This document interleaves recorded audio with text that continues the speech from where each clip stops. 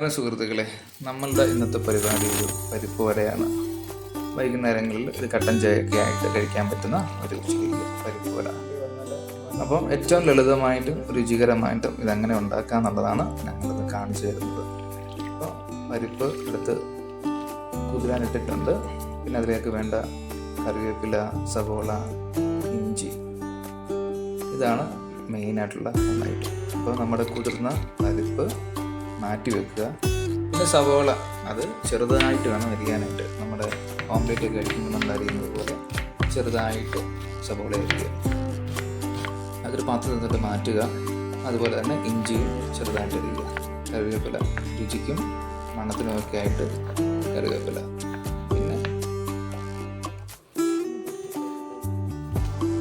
പിന്നെ ഇതിനെല്ലാത്തിനും ശേഷം ഒരു മിക്സിയുടെ ജാറിനകത്തോട്ട് പരിപ്പ് ഇടുക. പിന്നെ കുറച്ച് പെരിഞ്ചീരകം ഇടുക, ആവശ്യത്തിന് ഉപ്പിടുക. പിന്നെ നമ്മൾ ക്രഷ് ചെയ്ത് വെച്ചേക്കുന്ന വത്തലമുളക്, ഇതെല്ലാം കൂടി ഇട്ട് മിക്സിയിലിട്ടൊന്ന് അടിച്ചു കഴിഞ്ഞാൽ ഒരു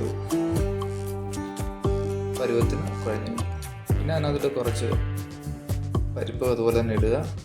പിന്നെ നമ്മൾ അരിഞ്ഞു വെച്ചിരുന്ന സവോള, ഇഞ്ചി, കറിവേപ്പില എല്ലാം കൂടെ കൂട്ടി വന്ന് റെഡിയാക്കി വെക്കും. സൺഫ്ലവർ വേണ്ടവർക്ക് സൺഫ്ലവർ ഉപയോഗിക്കാം. കോക്കനട്ട് വേണ്ടവർക്ക് കോക്കനട്ട് ഓയിൽ ഉപയോഗിക്കാം. പിന്നെ നമ്മുടെ ആവശ്യത്തിനനുസരിച്ച് അതിൻ്റെ വലിപ്പം ക്രമീകരിക്കുക.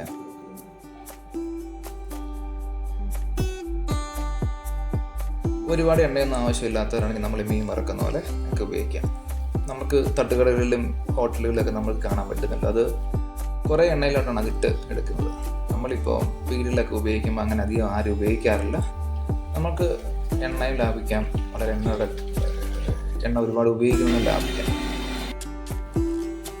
അപ്പോൾ പിന്നെ കരിയാതെ കൃത്യമായിട്ട് തിരിച്ചിട്ട് ഉപയോഗിക്കാം. സ്ലോ കുക്കിംഗ് ആണ് നല്ലത്. അതിൽ വേകുന്ന സമയത്തിന് ചെറുതായിട്ട് നമുക്ക് ചെറിയൊരു പരിപാടി ചെയ്യാനുണ്ട്. ഒരു ചട്നി ഉണ്ടാക്കുക, തക്കാളി ചട്നി. അതിനുവേണ്ടി നല്ലൊരു പഴുത്തൊരു തക്കാളി കട്ട് ചെയ്തെടുക്കുക. അവനെ മിക്സിയിലോട്ട് ഇടുക. കുറച്ച് സബോള, ഇഞ്ചി, വെളുത്തുള്ളി, വത്തലമുളക്, കറിവേപ്പില, പാകത്തിന് ഉപ്പ്. നമ്മുടെ പരിപ്പ് കൂടെ കരിയാതെ നോക്കിക്കണം. കൃത്യമായിട്ട് വേവുന്നുണ്ടോ നോക്കി വെന്തതിന് ശേഷം മാറ്റി വെക്കുക. കുറച്ച് നേരം വെച്ച് കഴിഞ്ഞാൽ എണ്ണ തുറന്ന് കിട്ടും. ഒരുപാട് എണ്ണയും ശരീരത്തിന് നല്ലതല്ലല്ലോ. പിന്നെ ആ ചട്നിയും കൂടെ റെഡിയാക്കി എടുത്തു കഴിഞ്ഞാൽ പരിപാടി കഴിയും. ചട്നി ഒന്ന് കടുകൊക്കെ താളിച്ചെടുക്കുകയാണെങ്കിൽ നല്ല രുചിയായിരിക്കും.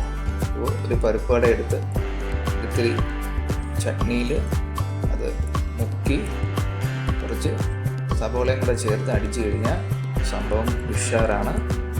വൈകുന്നേരങ്ങളിലൊക്കെ ഒരു കട്ടൻ ചായയും പരിപ്പ് വടയൊക്കെ അടിച്ച് സന്തോഷമായിട്ടിരിക്കുക എല്ലാവരും.